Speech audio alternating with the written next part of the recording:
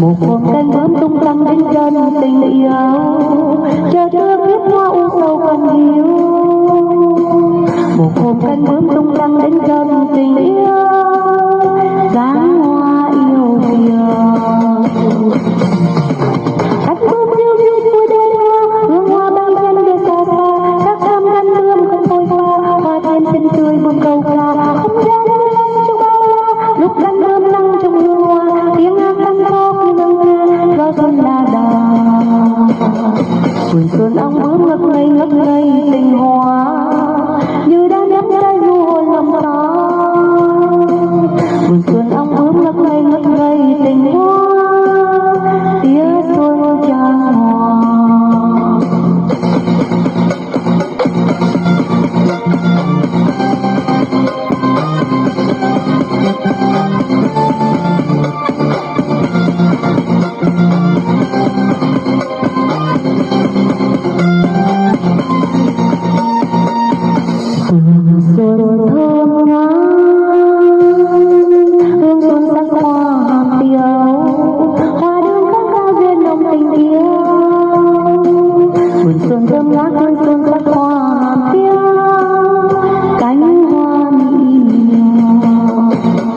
Một hôm cánh bướm tung tăng đến chân tình yêu, chờ chưa biết hoa u sầu cần hiu.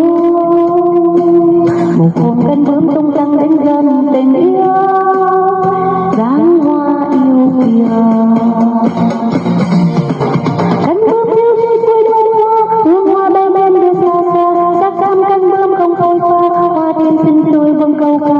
Không gian như lắm trong bao la, lúc cánh bướm lăn trong hương hoa, tiếng hát thanh thóp như ngân nga, gió xuân la đà. Vườn xuân ong bướm ngất ngây tình hoa, như đã nắm tay vua lòng ta. Vườn xuân ong bướm ngất ngây tình hoa.